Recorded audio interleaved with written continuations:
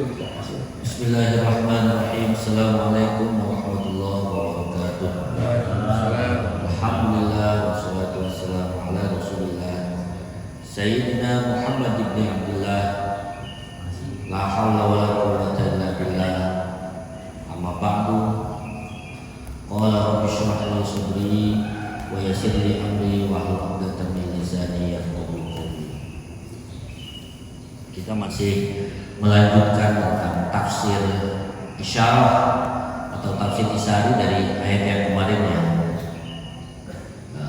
sempat kita ulas kemarin tentang apa yang dimaksud saum menurut para sufi, lalu saum dari apa, siapa yang disebut dengan orang yang kuat, siapa yang disebut sebagai orang yang sakit, siapa yang disebut sebagai orang yang sedang melakukan perjalanan. Kemarin tafsir sufinya sudah diungkapkan. Misalnya saya ingin mengingatkan bahwa yang disebut sakit oleh kalangan sufi itu adalah orang yang hatinya penuh dengan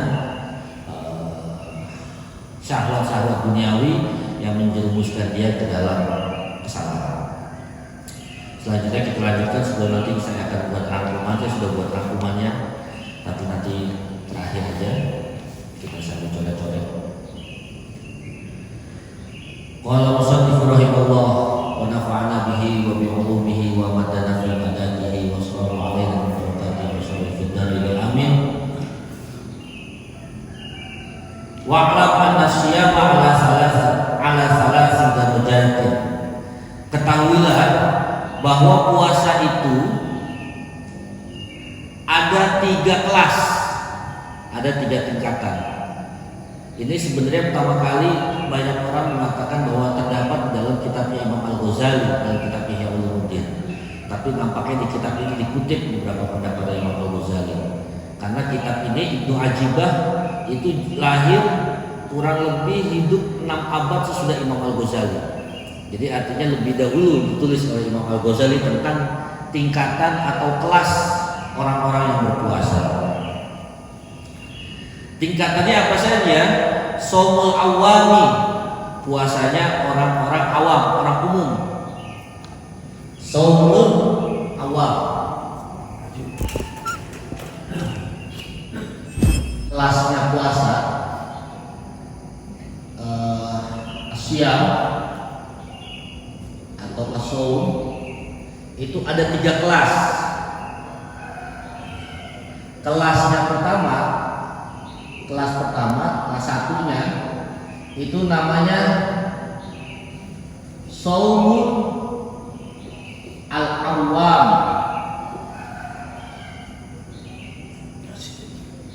puasanya orang umum, orang kebanyakan.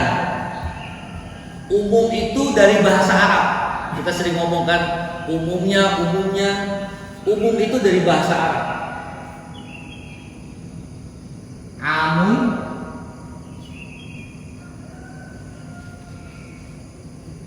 dan awam itu jamak dari orang-orang. Jadi orang-orang umum.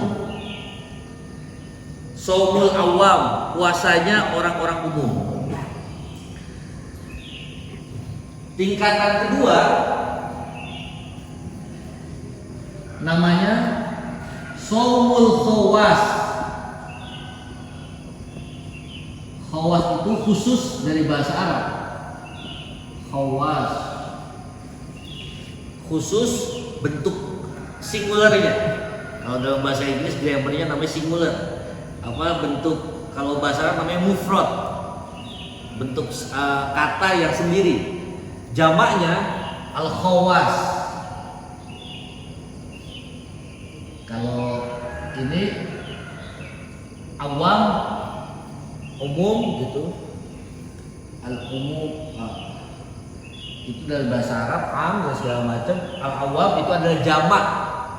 Kemudian shaumul khawas itu jamak dari khusus, puasanya orang-orang yang khusus.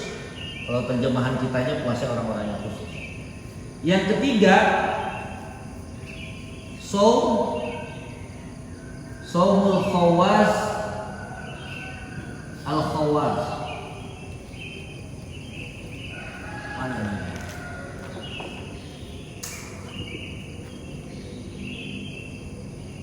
Shaumul khawas.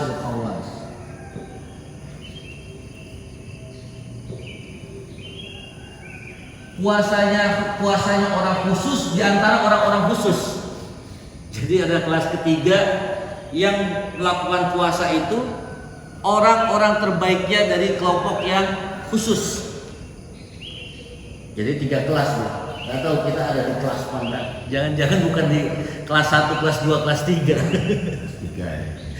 Kelas 3. PD Paripto tuh PD. Kita ada di kelas 3. Insyaallah.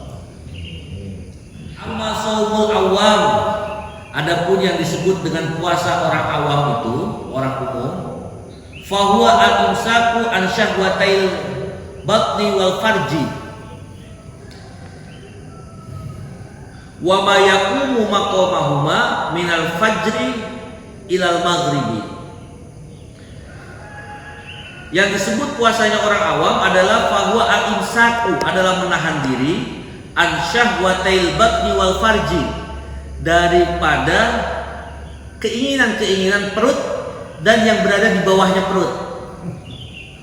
Apa Pak? Bawahnya perut? Pusar. Bawahnya lagi. Menahan diri dari syahwat atau keinginan-keinginan yang berasal dari perut dan di bawahnya perut. Wa ma yaqumu maqamahuma, dan yang menempati atau yang menempati posisi keduanya dari mulai fajar sampai maghrib. Maksudnya adalah seperti menahan diri dari memasukkan sesuatu, tidak harus makan kan, mungkin juga merokok begitu. Itu kan walaupun bukan untuk perut, tapi kurang lebih fungsinya sama, memasukkan sesuatu ke dalam tubuh.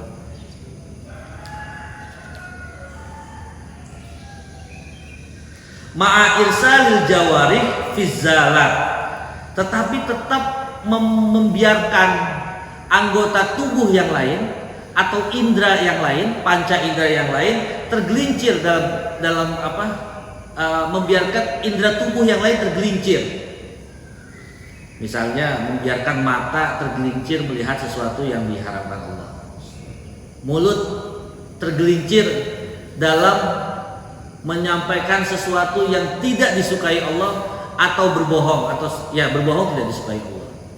Atau kaki dalam keadaan berpuasa melakukan langkah-langkah yang tidak disukai Allah. Jadi orang berpuasa awal adalah orang yang hanya berpuasanya menahan pada syahwat al-batan, perut. Batin dari akar kata yang sama dengan batin. Batin itu artinya di dalam. Batun itu, perut itu karena posisinya di dalam, tidak terlihat. Lambung, sebenarnya lambung. Batan dan al-farji, kelamin, bawahnya perut. Dengan tetap membiarkan irsal al-jawarih, irsal jawarih bahasa kita itu ala maksiat. Jadi membiarkan tubuh yang lain melakukan maksiat. Puasanya puasa tidak makan, tidak minum, tidak berhubungan badan, tidak memasukkan sesuatu ke dalam perut, ke dalam tubuh, tidak mengeluarkan sesuatu ke dalam tubuh, tetapi tetap melakukan hal-hal yang tidak disukai oleh Allah. Wa ihmalil qalbi fil ghaflat, dan membiarkan hati itu dalam kelalaian. Jadi menurut orang sufi itu membiarkan hati dalam kelalaian saja bisa batal puasa kita. Hati dalam kelalaian itu maksudnya dari kelalaian mengingat Allah. Ingat Allah. Jadi benar-benar yang namanya puasa awam itu hanya orang yang berpuasa menahan lapar, menahan haus, menahan hubungan badan. Wa sahibu hadzal shaum laisa lahu min shaumihi illal ju'. Dan orang-orang pelaku-pelaku yang berpuasa dengan cara yang demikian tidak dapat apa-apa. Tidak dapat pahala apa-apa maksudnya. Laisa lahu min shaumihi. Kita tahu dalam sebuah hadis qudsi Allah pernah berfirman kepada Rasulullah, as-shaumuli, puasa itu milik Allah. Wa ana ajzibihi, dan aku yang membalas puasanya. Yang aku yang membalas langsung berapa nilai puasa. Makanya para ulama kemudian berpendapat kalau sholat jamaah sudah jelas ada dua hadis. Kalau menggunakan hadisnya Imam Bukhari, sholatul jamaati afdalu min sholatil fardhi bisab'in wa ishrina darajah. Jadi sholat sendirian, sholat berjamaah lebih baik daripada sholat sendirian dengan kelipatan pahala 27 tingkat. Kalau hadis dari Imam Muslim bi khamsati wa ishrina darajah, 25 tingkatan. Ya beda-beda tipis lah, 25 27 enggak ngaruh. Itu perbedaan dari riwayat atau Rasulullah pernah menyampaikan didengar berbeda oleh sahabat yang lain. Tetapi kedua-dua imam hadis besar ini menyampaikan bahwa sholat jamaah pahalanya berkali-kali lipat. Jadi kalau kita sholat jamaah sekali di masjid, ibaratnya kalau kita nulis kalkulator tinggal masukin angka 27. Apalagi sudah sholatnya berjamaah di Masjidil Haram dikali 100.000 lagi. Di Madinah dikali 1.000, di Kuba dikali 500 gitu. Jadi itu tetapi untuk puasa nominal pahala atau pahala kebaikan yang Allah catatkan untuk kita berbeda-beda. Kita puasa boleh sama nih, start jam 4.35 ya kalau nggak salah subuh, berakhir di jam 17.50 katakan gitu. Kita sama-sama puasa sama, startnya sama, finishnya sama. Tapi antara Pak Rito, Bang Arifin, Pak Eko nilainya beda-beda. Suka-suka Allah kok. Kalau ternyata kelihatannya Pak Eko nih ketemu bantal langsung tidur gitu. Pelor gitu. Mungkin pahalanya ya sorry ya, pahalanya dibalap sama Pak Rito. tapi kata nanti bisa jadi ada lagi tambahan nilainya. Untung tidur, coba kalau nggak tidur, nah bisa melakukan hal-hal yang nggak baik, dapat lagi pahala. Jadi puasa itu rahasia kalkulasi angka pahalanya itu betul-betul rahasia milik Allah. Dan bisa dari 0 sampai tidak terhingga. Jadi kalkulasi matematiknya dari 0 hingga tak terhingga. Gitu. Tapi orang yang berpuasa pada tingkatan kelas 1, shaumul awam, disebut laisa lahu min shaumihi ilal ju'. Dia tidak punya pahala apa-apa, 0, kecuali hanya lapar. Bukan pahala, lapar itu nasib. Liqaulihi sallallahu alaihi wasallam, karena ada sabda dari Nabi besar Muhammad sallallahu alaihi wasallam, man lam yada' qaulaz zur, siapa orang yang tidak meninggalkan kata-kata yang anfaedah. Kata anak-anak milenial sekarang, kata-kata anfaedah di medsos itu. Orang-orang yang tidak meninggalkan kata-kata yang tidak bermanfaat, wal amala bihi,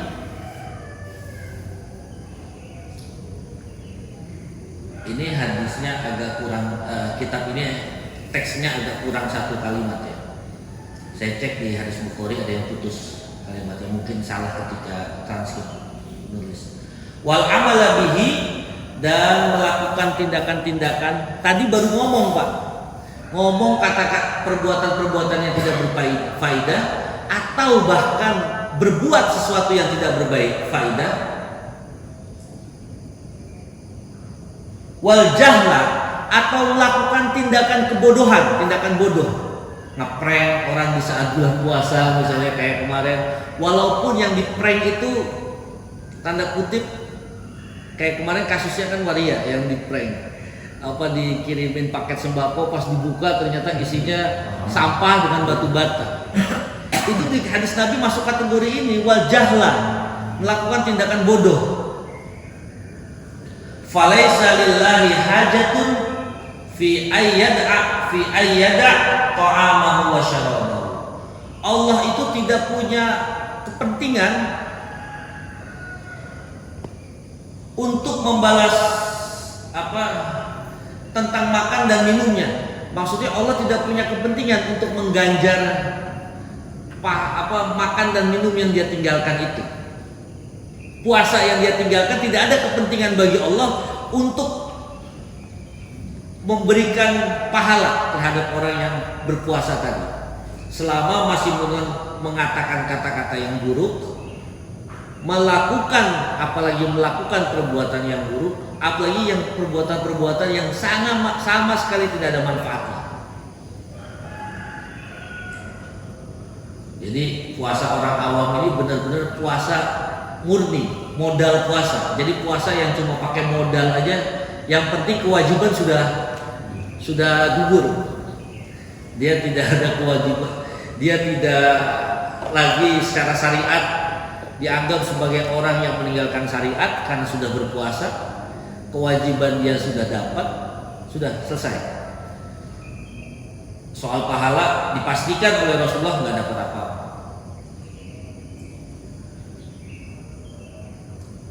Wa amma shaumul khawas, adapun puasanya orang-orang yang khusus, fahuwa imsakul jawarih kulliha anil fudul. Jadi menahan seluruh anggota tubuh dari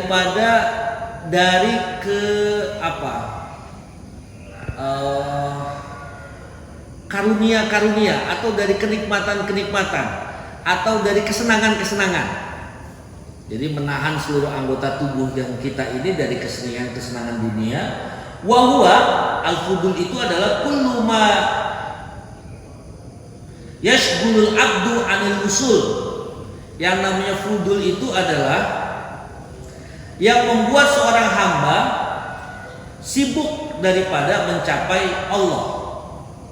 Jadi menurut orang sufi, saum itu puasa, goyahnya itu kan tujuan akhirnya adalah Allah.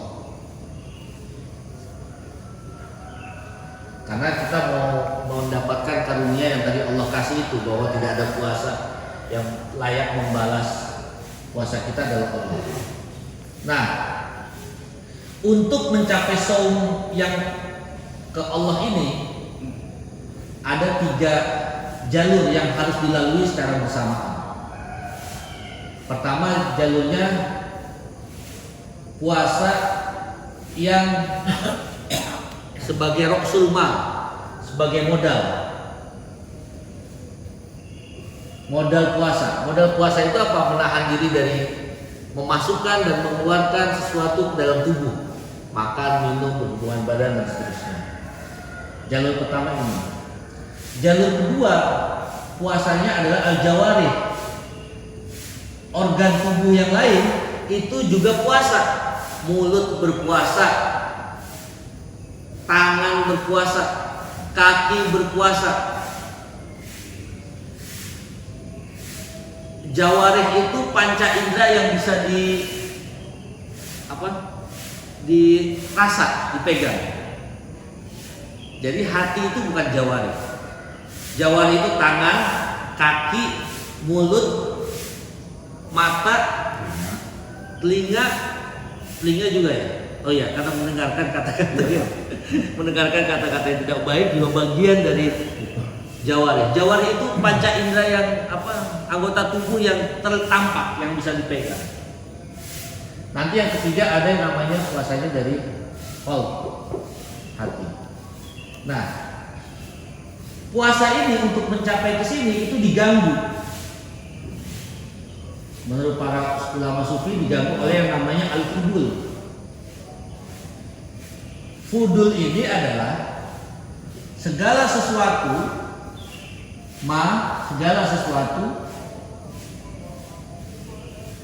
yashgul, yang membuat mashgul, membuat sibuk al-abdu, seorang hamba, ilal wusul, untuk sampai kepada Allah. Jadi artinya al-fudul ini, jawarih ini, anggota tubuh kita adalah menjadi alat, menjadi jembatan untuk sampai atau tidaknya kita kepada Allah. Gara-gara anggota tubuh kita bisa menjauh kepada Allah dan bisa dekat kepada Allah. Jadi anggota tubuh kita, tangan kita, kalau kita mau dekat kepada Allah, ada kisah dalam banyak kitab disebutkan. Dulu ceritanya Nabi Sulaiman itu kita tahu kan, nabi yang penguasa, nabi yang menjadi raja, kaya raya, kekuasaannya luar biasa besar, hartanya begitu melimpah. Satu waktu Nabi Sulaiman menghadap Allah. Dalam zikirnya, dalam tafakurnya, Nabi Sulaiman mengatakan, "Ya Allah, Kau telah menganugerahkan karunia yang begitu besar kepadaku, rezeki yang sedemikian besar kepadaku, dan aku ingin menguji seberapa bukan Nabi Sulaiman, Nabi Musa.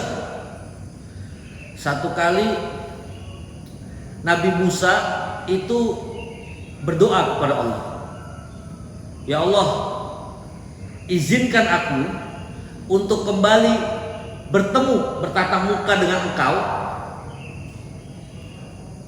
sebagaimana dulu Engkau pernah bertatap muka denganku saat di Gunung Tursina." Jadi Nabi Musa itu ketika mengambil wahyu Ten Commandment itu, 10 perintah Tuhan, itu naik ke atas Gunung Tursina. Di situ berdialog dengan Allah, itu bisa dibaca di surat Toha, lalu turun membawa 10 perintah Tuhan kepada Bani Israel. Pasca itu belum ada catatan lagi Allah bertemu dengan Nabi Musa. Lalu Nabi Musa kangen, pengen ketemu lagi sama Allah. Dan Allah kemudian menjawab, "Ya sudah, kalau kau mau ketemu denganku," kata Allah, "segera siapkan pada Jumat yang akan datang beserta umatmu hidangan untuk menyambutku," kata Allah dalam firman-Nya kepada Nabi Musa. Sibuklah Nabi Musa dalam 1 minggu itu bersama Bani Israel, itu kaumnya, menyiapkan makanan, jamuan meriah, karena tamunya nggak main-main, Tuhan. Tamunya Allah katanya. Gak main-main, Allah katanya akan bertamu kepada Nabi Musa dan Bani Israel, sehingga mereka harus mempersiapkan panggungnya, mikrofonnya, gitu, kurang lebih gitulah. Karpet merah disiapkan, hidangan-hidangan yang lezat, hasil bumi, hasil alam, hasil laut, semua disiapkan oleh Nabi Musa dan kaumnya. Ketika sedang menunggu kehadiran Allah, datanglah seorang tua renta, gembel, tidak meyakinkan. Lalu minta masuk, tiba-tiba bilang, "Musa, saya lapar."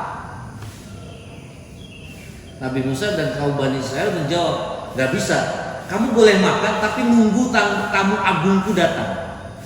Nunggu Allah datang baru kamu boleh makan. Sebelum tamu agung ini datang, kamu gak boleh makan." Nabi Musa. Akhirnya ditunggu lebih dari 1 hari, sampai makanan menjadi basi. Tamu agungnya ditunggu-tunggu ini nggak datang juga. Lalu Nabi Musa protes ke Allah, "Ya Allah, kenapa engkau melupakan janjimu? Katanya mau datang ke jamuan makan malam kami. Kenapa kau nggak datang juga?" Kata Allah, siapa bilang aku nggak datang? Yang semalam datang itu siapa? Apakah itu engkau ya Allah? Bukan, tetapi aku bersama orang-orang yang susah. Bahwa Allah bersama orang-orang yang terpinggirkan. Jadi ketika pesannya apa? Ketika Nabi Musa membiarkan orang yang terpinggirkan itu masuk menyantap hidangannya, itu sama dengan mengusir Allah. Karena Allah bersama kaum-kaum yang lemah. Allah bersama kaum-kaum yang lemah. Sehingga orang yang ingin mendekati Allah menggunakan jawarihnya, menggunakan anggota tubuhnya untuk dekat kepada Allah. Dengan cara apa? Misalnya tadi, dengan cara memberikan makan orang yang lemah, dengan cara bersedekah, dengan cara berbuat baik, dengan cara menolong orang lain. Itu adalah al-wusul. Kalau dalam bahasa tasawuf adalah al-wusul. Itu adalah al-wusul. Al-wusul, cara kita untuk sampai kepada Allah. Apakah kita pikir Allah itu kita bisa sampai kepada Allah hanya cukup dengan membaca la ilaha illallah 100.000 kali misalnya, atau hanya berdiam diri di pojokan masjid gitu sampai Allah Allah Allah Allah Allah Allah Allah. Betul, itu bagian dari cara al-wusul. Karena kita menjadikan jawari kita, mulut kita berzikir kepada Allah. Itu cara kita sampai kepada Allah. Tetapi itu tidak cukup. Karena al-wusul di dalam agama itu harus mencapai dua hal. Satu yang sifatnya langsung kepada Allah, harus tiga yang mencapai Allah. Yang kedua al-wusul yang bersifat hablum minan nas. Yang ketiga adalah hablum minal alam. Karena jawari itu jangan dikira buang sampah sembarangan itu tidak ada dosanya. Itu saya pernah pulang agak pagi ya. Kenapa di depan klaster Edelweiss di luar itu sampah banyak betul. Itu dibuangnya subuh Pak ternyata. Sambil orang mau ke stasiun mau berangkat kerja dia udah bawa tentengan sampah. Tiba-tiba plung gitu. Apa dipikir agama nggak mengatur kayak begitu? Apa dipikir itu bukan perbuatan dosa? Kita selama ini kan perbuatan dosa itu kita pikir meninggalkan sholat, meninggalkan puasa, gak bayar zakat itu perbuatan dosa. Menyakiti orang lain perbuatan dosa. Mengganggu, ngotorin alam itu dengan cara-cara yang tidak sesuai, membuang sampah sembarang, itu juga bagian dari dosa dalam agama. Dan itu bisa menghambat usul kita, bisa menghambat sampainya kita kepada Allah. Karena dalam teori sufi, kita ini manusia ini diciptakan dari pancaran kasih sayangnya Allah. Jadi karena Allah itu berkehendak untuk menciptakan satu makhluk yang namanya kemudian dikenal dengan nama manusia, punya kepala, tangan, segala macam, gini-gini segala macam. Artinya kita itu adalah makhluk kreasinya, bukan terjadi begitu aja langsung Pak. Maksud saya begini, kalau Allah menciptakan bumi itu tidak langsung diciptakan, tapi pertama kali Allah menciptakan semesta ini karena tarakon. Kalau dalam teorinya ilmu fisikawan sekarang namanya Big Bang. Jadi menyatu lalu berputar kencang lalu pecah. Pecahannya itu kemudian menjadi bumi, menjadi Mars, matahari, bulan dan seterusnya dan seterusnya. Manusia ini kreasinya Allah. Menciptakan khalifah itu langsung Allah. Inni ja'ilun fil ardi khalifah. Ini kata-katanya ini. Coba di Al-Quran bedanya apa? Menciptakan langit dan bumi. Inna khalaqnas samawati wal ardh. kami menciptakan langit dan bumi.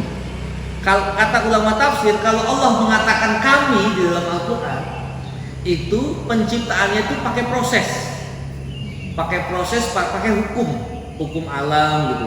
Allah menciptakan biji, lalu biji menumbuhkan pohon. Pohon itu adalah proses dari penciptaannya. Jadi tidak langsung kun fayakun pohon yang keluar, tapi biji dulu. Manusia kun fayakun Adam keluar.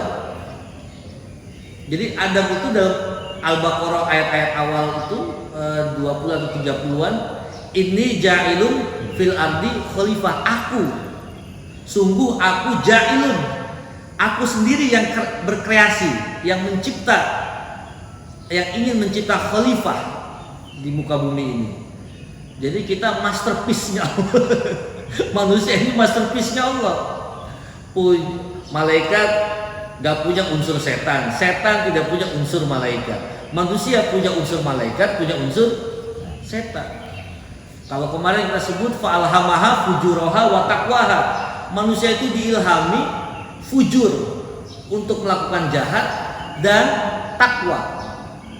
Jadi kita punya sisi yang, makanya melihat manusia itu biasa aja. Kalau ada orang tiba-tiba salah, jangan kemudian dicaci maki, karena orang tuh pasti bisa salah dan pasti bisa baik. Cuma di sinetron orang yang salah ya salah terus. Orang jahat terus, cuma ada di sinetron. Dalam kehidupan nyata nggak ada. Orang baik terus. Kalau mau punya istri itu kan paling enak kalau kita lihat di sinetron, Pak. Istri yang suaminya tukang main tangan, dia cuma berdoa, ya Allah, maafkanlah suami hamba ya Allah. Dicaci maki istrinya, sabar aja. Itu cuma ada di sinetron. Kalau ada itu alamatnya di mana? Jadi kita itu melakukan ibadah itu ada wusul. Goyah kita, tujuan kita adalah Allah. Dan untuk mencapai Allah ini kita dihadang oleh rintangan-rintangan tadi. Yaitu yang pertama, rintangan kita adalah al-jawarih, anggota tubuh kita sendiri. Anggota tubuh kita yang mengajarkan kita atau mengajak kita untuk tidak bisa wusul kepada Allah. Lawannya wusul adalah fudul.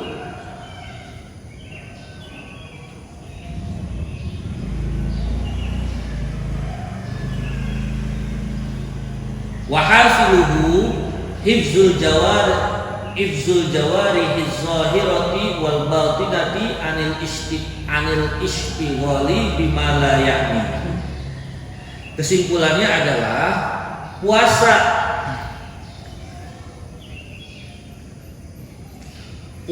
orang khawas ini, kesimpulannya adalah katanya puasa orang khawas ini adalah gabungan dari mencegah dari istighol, apa tadi bahasanya ya?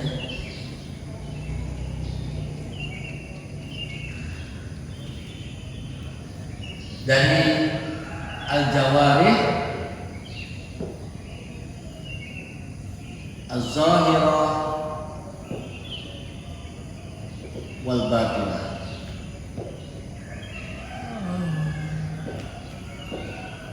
Jadi jawarih kita itu mencegah dari perbuatan-perbuatan yang tidak disukai Allah secara zahir maupun secara batin. Jadi puasa orang khusus gitu. Wa amma shaumu khawas fa huwa hifzul qalbi anil iltifati li ghairi rabbi. Wah, ini susah banget ini. Khususnya khusus. Puasa orang khusus dari yang puasa kelas 2 tadi. Jadi yang lulus kelas 2 itu akan masuk kelas 3. Nah, kelas 3 ini hifzul qalbi, menjaga hati, an iltifati li ghairi rabbi, daripada menengok selain Allah. Gimana itu? Gampang diucapkan memang, cuma pasti prakteknya sangat sulit. Bagaimana hari-hari kita, sehari-hari kita itu cuma melihat dan merasakan atas kehadirannya Allah. melihat sesuatu yang indah, kita biasanya kaget aja, buset. Boro-boro mau bilang apa Bang? Masya Allah. Langsung kita buset. Gile banget tuh. Itu aja sudah iltifat li ghairi rabbi. Itu menandakan memang kadang-kadang ucapan sederhana memang. Orang tiba-tiba subhanallah, jazakallah, alhamdulillah, ini dikasih ada hadiah, bah gimana kabarnya, alhamdulillah. Kelihatannya sederhana, tetapi kata-kata itu karena selalu diajarkan oleh Rasulullah dan selalu disertakan dengan kalimat Allah, sebenarnya Rasul sedang ingin mengajarkan agar hati kita selalu iltifat, selalu menoleh kepada Allah. Ketika dapat kebahagiaan, alhamdulillah. Ketika dapat kesulitan, innalillah. Sebenarnya Nabi kan sedang mengajarkan kita, Bahkan kalau kita perhatikan doa sehari-hari, ngacak. Allahumma kama ahsanta khalqi fahassin khuluqi. Fa'ahsin khuluqi. Ya Allah, sebagaimana kau sudah membuat bagus bentukku, maka perbaguslah pula akhlakku. Nabi itu sebenarnya mengajarkan doa bukan semata-mata doa itu supaya kita dibaguskan akhlaknya begini-begini, tapi di satu sisi kita itu kan selalu menganggap doa itu adalah permintaan kita kepada Allah, lalu Allah mengabulkan, agar Allah mengabulkan. Padahal doa itu mengajarkan kita untuk sadar siapa kita dan menempatkan Allah sebagai iltifat kita, sebagai tempat kita menoleh. Mau ngaca kita diingatkan Allah, mau tidur masih juga diingatkan Allah. Bismika Allahumma ahya wa bismika. Bangun tidur, alhamdulillah alladzi ahyana ba'dama amatana wa ilaihin nusyur. Itu artinya bagus sekali ya. Segala puji bagi Allah, ahyana, yang telah menghidupkan kami kembali, ba'dama amatana, sesudah Allah mematikan kami, mematikan kita. Kan tidur kita sebenarnya mati ya. Wa ilaihin nusyur, lalu kita diingatkan hati kita bahwa kepada Allah lah kita nanti kembali. Mau masuk kamar mandi, Allahumma inni a'udzubika minal khubusi wal khaba'is. Keluar kamar mandi, alhamdulillah hilladzi adhaba 'anil adza. Terus apa lagi? Jadi dari mulai bangun tidur sampai tidur lagi, doa terus Nabi ajarkan.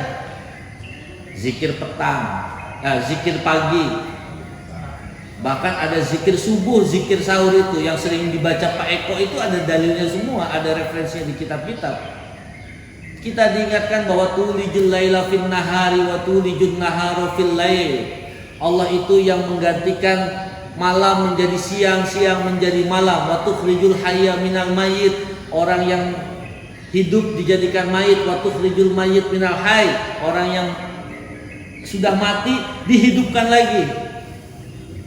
Wa tarzuqu man tasya, Allah yang memberikan rizki bi ghairi hisab, tanpa hitung-hitungan.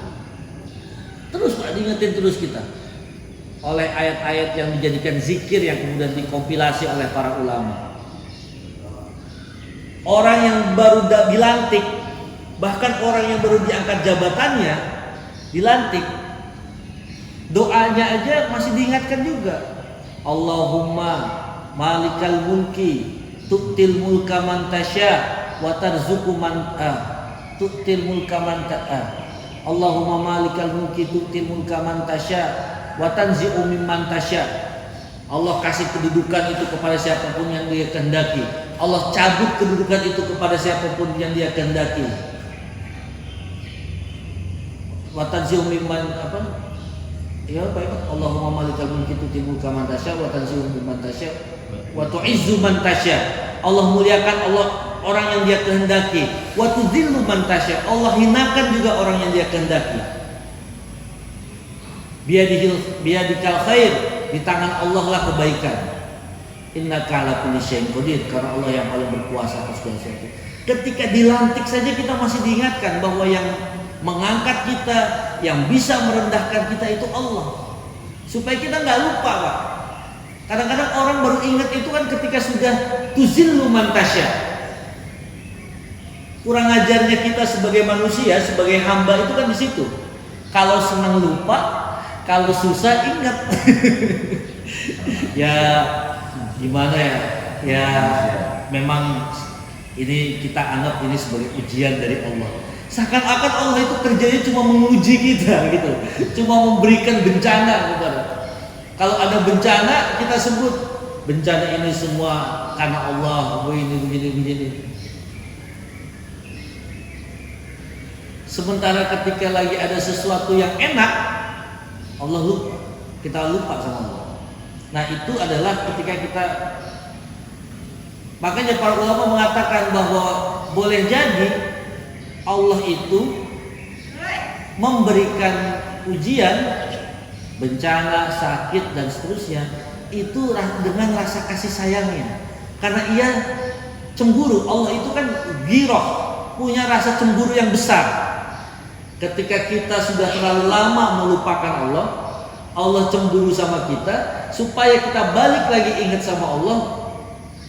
Kita dikerjain dikit lah, dikerjain dikit. Itu menurut para ulama adalah karena rasa cemburu Allah yang sangat besar kepada kita.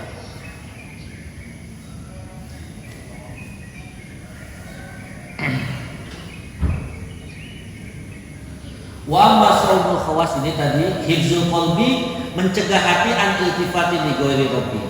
Itu tadi penjelasan. Jadi bagaimana hati kita itu selalu terpaut dengan Allah. Karena itu cara yang paling mudah adalah membiasakan membaca doa-doa, zikir-zikir yang diajarkan Rasulullah tiap hari. Dari mulai bangun pagi, mau makan.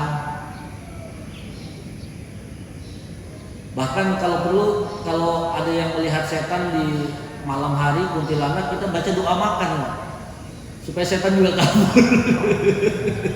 Kata-kata kuntilanaknya, menurut mau dimakan nih. Kita baca Allahumma barik lana fi ma razaqtana. Kayak ya itu seperti sering dicontohkan para ulama itu. Mau makan aja doanya Allahumma barik lana fi ma razaqtana wa qina azabannar. Minta diberkahi semuanya. Kata para ulama, kenapa yang makan kita nih, tapi doanya kami, kata-katanya. Allahumma barik lana, ya Allah berkahilah kami. Padahal yang makan kita sendirian. Mestinya kan Allah berkahilah saya, tapi kita berkahilah kami. Karena di dalam makanan yang kita makan, nasi itu ada pedagangnya, ada petaninya, ada kerbaunya, ada apa lagi? Ada yang buat pupuk. Yang buat pupuknya, ada yang tukang nyiramnya mungkin. Makanya diajarkan Rasulullah, Allahumma barik lana. Kita yang minta diberkahi. Gitu. Semuanya supaya kita mendoakan saudara-saudara kita lain yang bergelut di bisnis makanan itu. Nah itu kita cara paling gampang adalah membiasakan diri membaca wirid, zikir, doa-doa yang Rasulullah ajarkan. Jadi jangan kita lewatkan hari-hari kita tuh mau makan baca doa, mau minum kamar mandi, keluar kamar mandi, tidur, bangun tidur dan seterusnya. Wahifzus sirri anil wuqufi ma'al ghairi. Ini juga sama. Menahan getaran hati, bisikan hati dari berhenti selain Allah. Dan ini memang harus diadot. Kemarin kan kita menjelaskan bahwa mencapai cara memperjuangkan al-wusul ini, pertama adalah al-mujahadah. Kita harus melakukan sesuatu dengan cara bersungguh-sungguh. Dan yang kedua adalah ar-riyadah. Latih Dilatih, diri kita dilatih. Dilatih bagaimana hati tidak lupa mengingat Allah. Coba aja, Pak. Insya Allah, saya kira siapapun kita pasti ingin ya. Tapi banyak yang sudah merasakan ini. Coba saja dalam hati kita itu mengingat Allah. Ketika kita lupa, lalu di saat kita ingat, kita sebut lagi Allah. Saat lupa, kita ingat, sebut lagi Allah. Nanti lupa lagi Allah.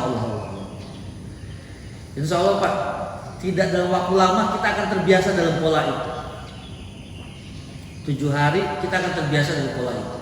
Terus, itu namanya riyadhah. Tidak cukup 7 hari, butuh waktu 40 hari, butuh waktu 3 bulan, butuh waktu 1 tahun, terus dilatih terus. Sampai kita pada tahap paling dasar. Zikir itu kan paling dasar. Untuk menghadirkan Allah dalam hati itu sebenarnya paling dasar. Dari situ kemudian kemarin kita jelaskan baru berbuah. Hasil dari zikir kita kepada Allah, termasuk ngaji ini zikir.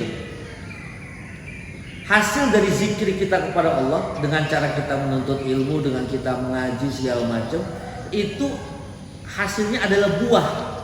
Kalau hasil zikir itu tidak berbuah, berarti ibarat orang nanam ini bermasalah nih zikirnya. Atau zikirnya tidak bermasalah, tetapi ladangnya bermasalah. Tanahnya gersang misalnya, hatinya gersang. Karena Imam Al-Ghazali bilang, hubungan kita sama Allah itu hanya Allah itu dengan hambanya itu seperti ini, Pak. Hanya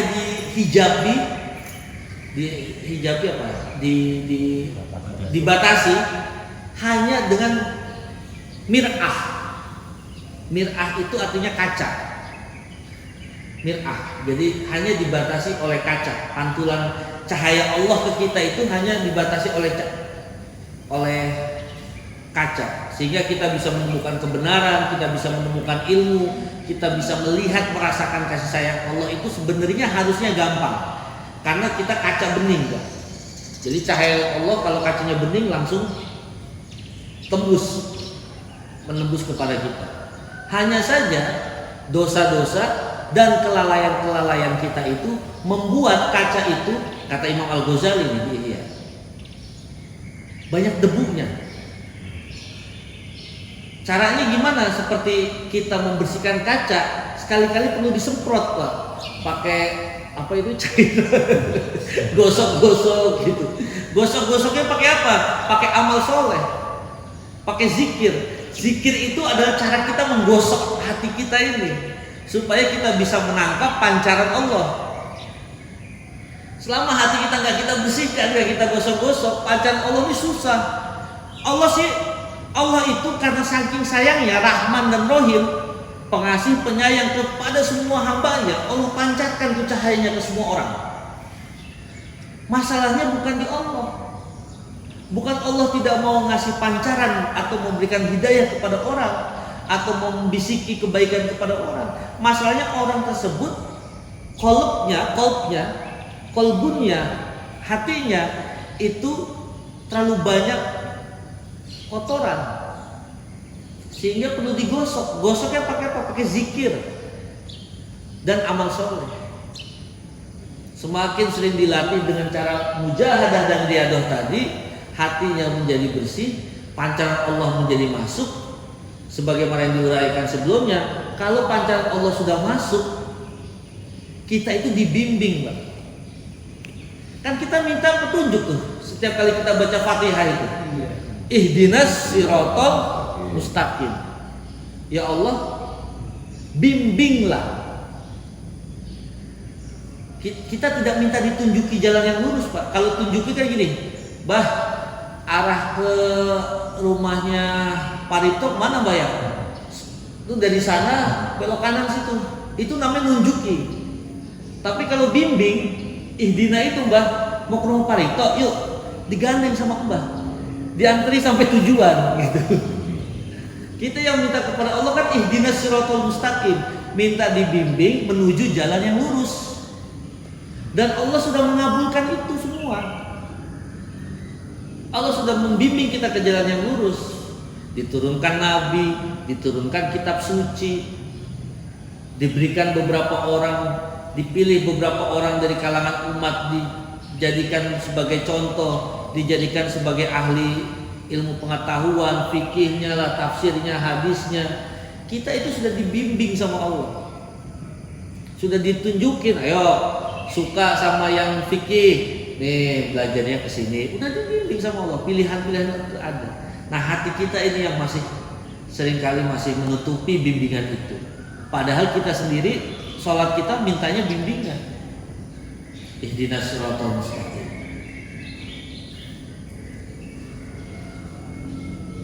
Wahasiluhu, dan kesimpulannya puasa tingkat ketiga ini adalah al-imsaku an syuhudis siwa, menahan diri dari kesaksian-kesaksian selain Allah. Jadi hati ini, puasa yang ketiga ini berusaha bagaimana hati, yang kedua kan anggota tubuh kita tetap sejalan dengan perintah-perintah Allah kan, tangan tidak tidak berbuat hal-hal yang diharamkan, mulut, mata, kaki. Yang ini hati juga berusaha kita kendalikan.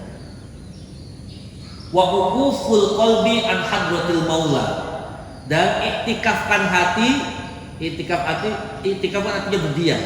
Wa uquful qalbi fi hadratil maula.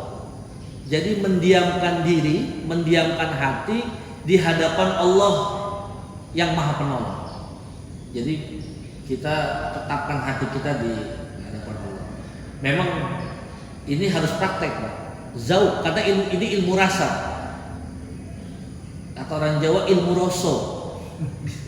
Ilmu roso itu memang harus dirasakan. Nanti kita punya kedekatan sendiri kepada Allah. Dan masing-masing orang berbeda-beda. Ada yang orang masuk ilmu rosonya seperti yang kemarin saya ceritakan dengan pintu sedekah. Ada orang yang ilmu rosonya melatihnya dengan amal soleh misalnya bicara jujur. Ada yang amal solehnya dengan rajin bangun malam. Itu beda-beda nanti. Orang akan usul kepada Allah beda-beda. Tetapi tujuan besarnya sama. Tetap menghadirkan Allah di qalbnya, di hatinya.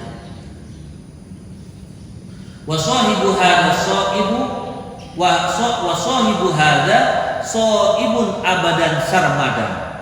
Orang yang sudah bisa sampai pada tingkatan yang ketiga ini, yang secara zahir dia menahan diri, yang dia juga anggota tubuhnya juga menahan diri dari perbuatan-perbuatan tercela, hatinya juga tetap mengingat Allah, maka orang tersebut dinamakan sebagai shaimun abadan sarmada. Adalah orang yang berpuasa secara kekal, berpuasa selama-lamanya dan terus-menerus berpuasa. Wa in qalla siyamu syar'i fa'al hadrati 'ala dawam shaimuna. Meskipun dia secara syariat, secara tampak tidak sedang berpuasa, tapi dinilai seperti orang yang sedang berpuasa. Tentu di bulan Ramadan maksudnya. Misalnya di bulan-bulan selain Ramadan dia makan, minum, tetapi karena jawarihnya itu berpuasa dari melakukan tindakan-tindakan yang tercela, hatinya terus mengingat Allah, maka di hadapan Allah orang itu dianggap shaimuna abadan sarmada. Dia tetap sebagai orang yang berpuasa selama-lamanya. Wa fi sholatihim daimuna, dan di dalam sholatnya selalu terus-menerus. Kan di ayat Al-Qur'an ada kan? Wa fi sholatihim daimun.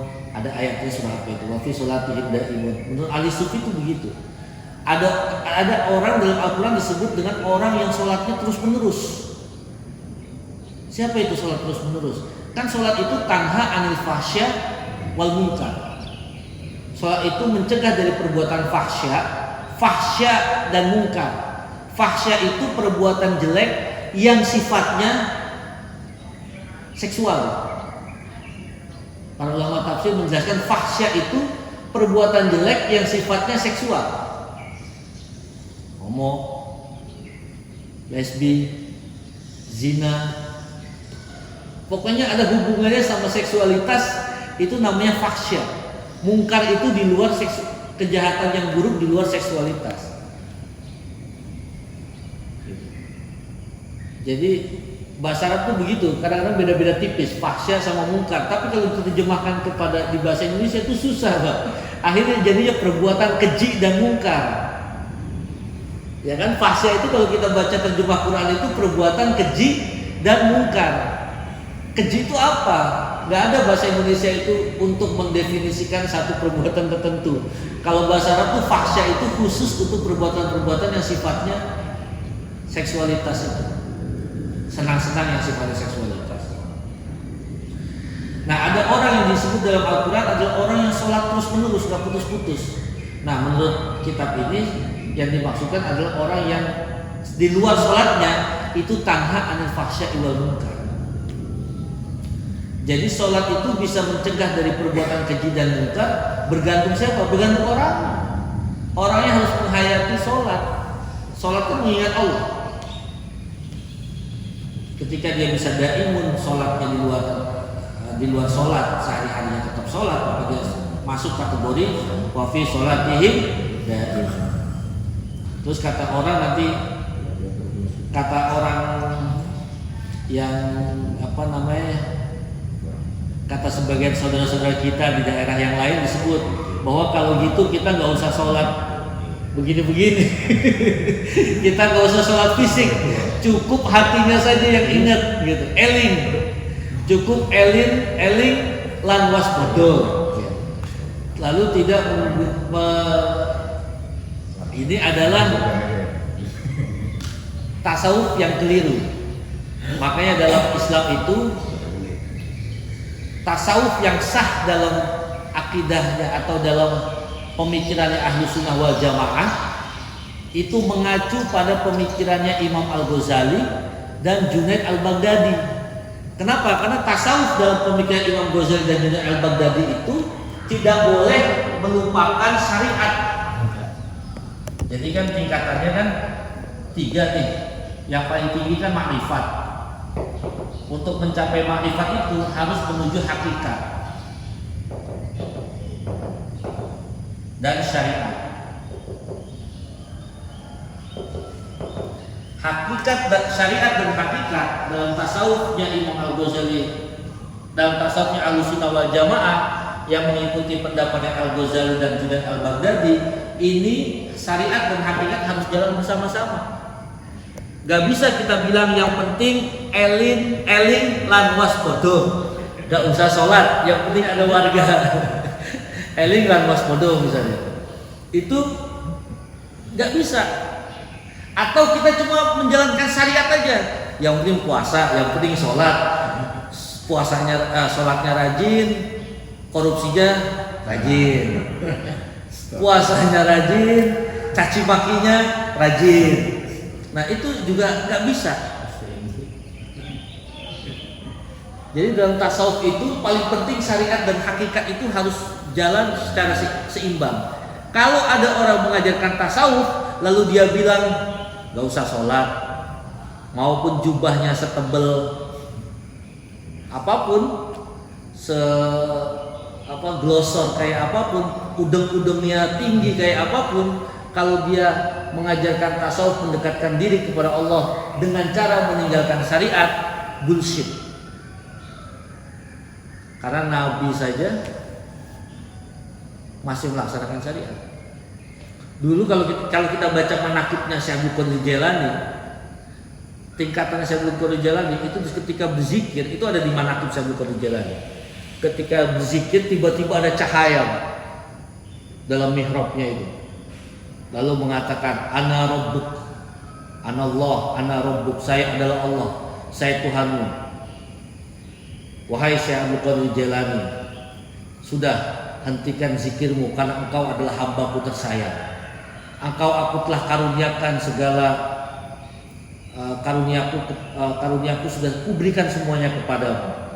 Kau minta apa saja akan kukabulkan, dan seterusnya dan seterusnya. Syekh Abdul Qadir Jailani melihat itu, dia ambil sendal. Itu ada di manakib. Dia ambil sendal, ditimpuk itu cahaya. Pergi kau, karena engkau adalah setan. Jadi setan itu barangkali orang-orang yang mengaku menjadi nabi itu juga mengalami fase begitu lagi. Lagi zikir tiba-tiba ada yang ngaku-ngaku Tuhan, ngangkat dia sebagai rasul, sebagai wali. Syekh Abdul Qadir Jailani pernah begitu, Pak. Cuma karena dia sadar, ini main-main nih setan. Artinya apa? Kita diingatkan bahwa tidak ada mendekatkan diri kepada Allah dengan meninggalkan syariat. Syariat dan hakikat itu harus jalan bareng. Kalau orang berpuasa, sholat tapi masih melakukan maksiat, berarti nggak benar ya. Orang itu sholatnya belum sempurna. Secara zohir ilmu sempurna, tetapi secara irfan, kalau kemarin kita bahas ilmu dan irfan, belum sempurna. Nafa'anallahu bihi wa hasyana ma'ahum amin. Semoga Allah memberikan manfaat kepada kita dengan cara-cara berpuasa seperti diajarkan para ulama tasawuf ini, dan mengumpulkan kita bersama mereka di hari akhir nanti. Amin. Terima kasih, barangkali itu yang bisa saya sampaikan. Jika kita mau bincang-bincang sedikit, mumpung masih pagi dan tidak ada pekerjaan, mereka yang mau ditanyakan atau share silakan. Terima kasih. Monggo. Mau berapa kayak Oke. ya,